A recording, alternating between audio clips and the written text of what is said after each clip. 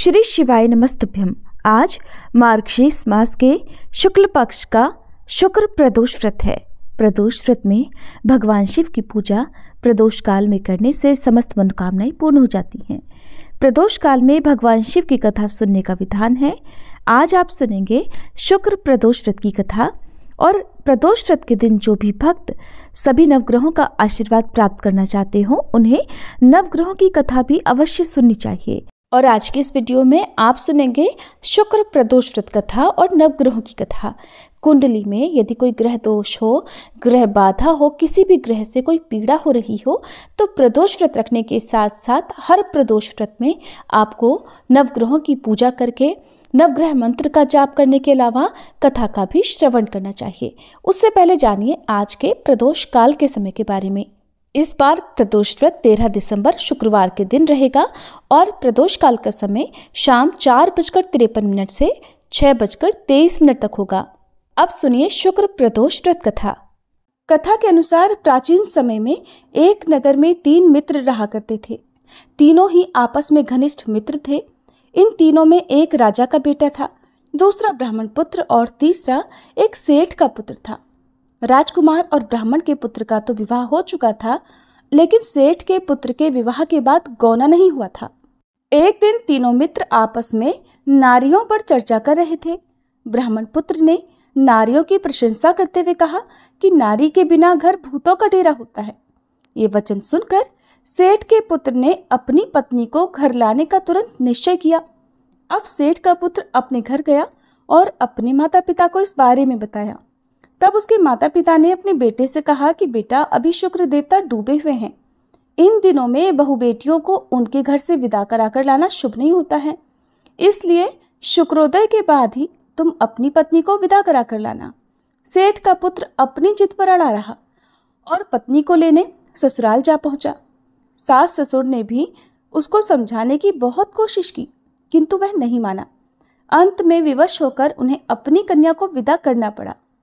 ससुराल से विदा होकर सेठ का पुत्र अपनी पत्नी के साथ नगर से बाहर निकला ही था कि उनकी बैलगाड़ी का पहिया टूट गया और एक बैल की टांग भी टूट गई।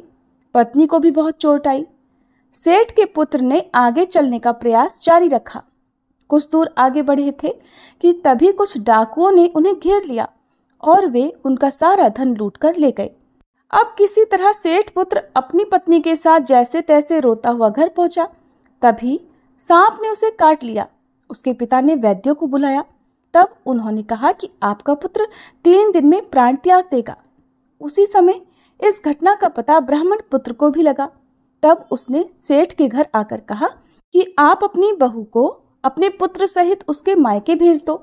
ये सारी बाधाएं इस कारण से ही आई हैं कि आपका पुत्र शुक्रास्त में पत्नी को विदा करके ले आया है। यदि ये अपनी ससुराल पहुंच जाएगा तो बच जाएगा। सेठ को ब्राह्मण पुत्र की बात समझ में आ गई। उसने अपने पुत्र और पुत्रवधू को वापस लौटा दिया। वहां पहुंचते ही सेठ पुत्र की हालत ठीक होनी शुरू हो गई और फिर उसने शेष जीवन अपनी पत्नी के साथ में सुखपूर्वक बिताया। इसलिए पति की लंबी उम्र, दाम्पत्य जीवन सुखी बनाने के लिए और सभी मनोकामनाओं की पूर्ति के लिए शुक्र प्रदोष व्रत के दिन ये कथा अवश्य पढ़नी या सुननी चाहिए। ये थी शुक्र प्रदोष व्रत कथा। ज्योतिष विज्ञान में ग्रह और उनकी दशा का विशेष महत्व है। ये सभी नवग्रह किसी न किसी क्षेत्र जैसे शिक्षा, ज्ञान, धन, लाभ, हानि इनका प्रतिनिधित्व करते हैं। सबसे पहले ग्रह की बात करते हैं सूर्य। सूर्य देव के पिता का नाम कश्यप है और इनकी माता अदिति हैं। पंच देवताओं में सूर्य देव का विशेष महत्व है। इनकी 2 पत्नियां हैं जिनका नाम संध्या और छाया है। शनिदेव भगवान सूर्य के पुत्र हैं और यमराज और देवी यमुना भी इनकी संतान हैं। दूसरे ग्रह हैं चंद्र ग्रह। चंद्रदेव महर्षि अत्रि के पुत्र हैं और उनकी माता का नाम अनुसुईया है। शास्त्रों के अनुसार चंद्रदेव की 27 पत्नियां हैं जो 27 नक्षत्रों का प्रतिनिधित्व करती हैं। चंद्रदेव बुध ग्रह के पिता हैं। तीसरे ग्रह है मंगल ग्रह। शास्त्रों में बताया गया है कि मंगल देव के पिता भगवान शिव हैं और भूदेवी इनकी माता हैं। मंगल पूरी तरह से ब्रह्मचारी हैं। मांगलिक दोष का संबंध भी इन्हीं ग्रह से होता है। चौथे ग्रह है बुध ग्रह। बुध देव के पिता चंद्र और देवी तारा इनकी माता का नाम है। बुद्ध देव को समस्त वेद और शास्त्रों का ज्ञान देवगुरु बृहस्पति से प्राप्त हुआ था और इनकी पत्नी का नाम इला है। चंद्रवंश का प्रारंभ भी इन्हीं से हुआ था। चौथे ग्रह हैं बृहस्पति। देवगुरु बृहस्पति के पिता महर्षि अंगिरस हैं।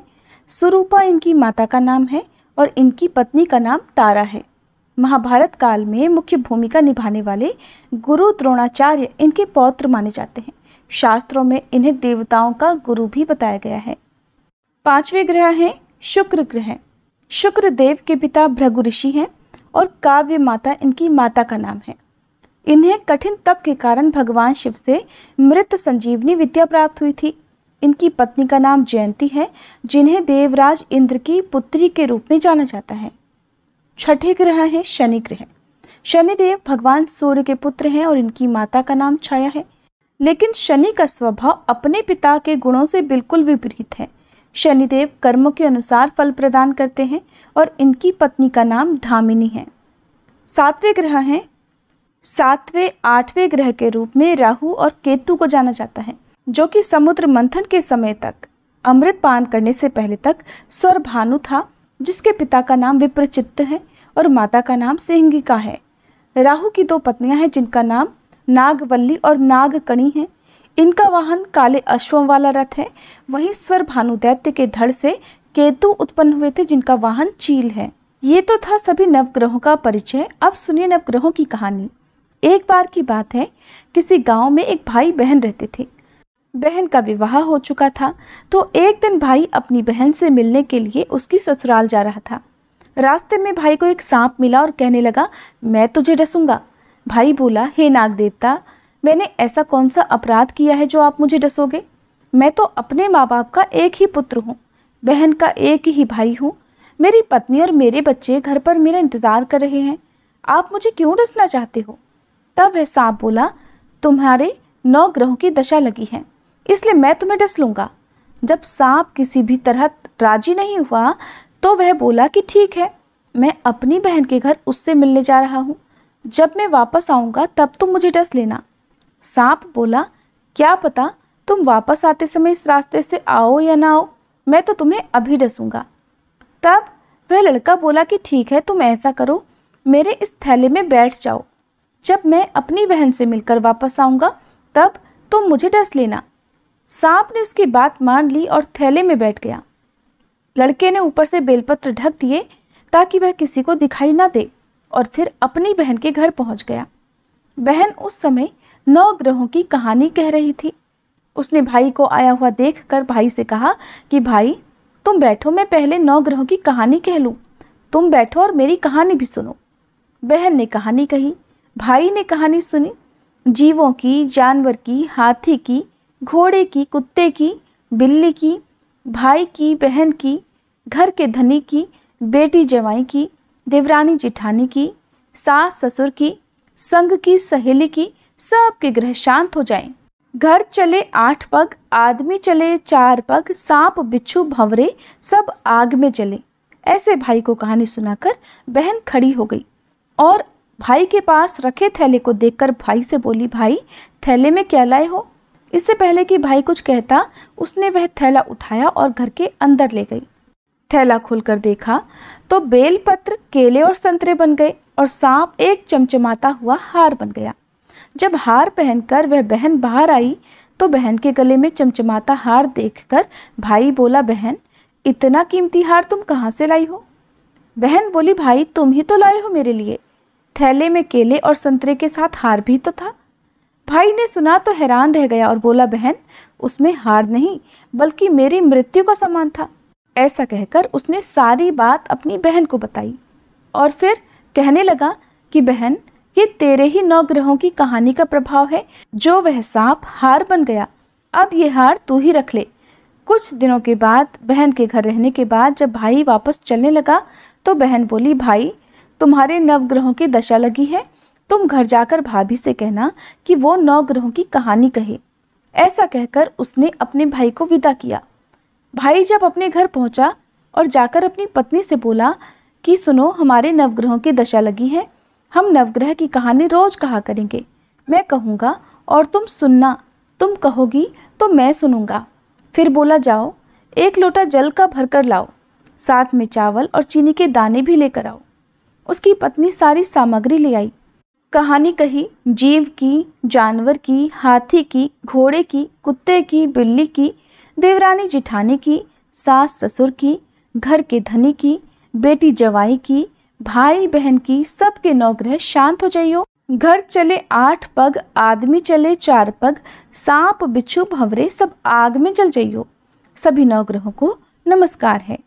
जैसे नवग्रहों की दशा भाई की उतरी, वैसे ही इस कहानी को कहते सुनते और हुंकारा भरते सब की उतरे।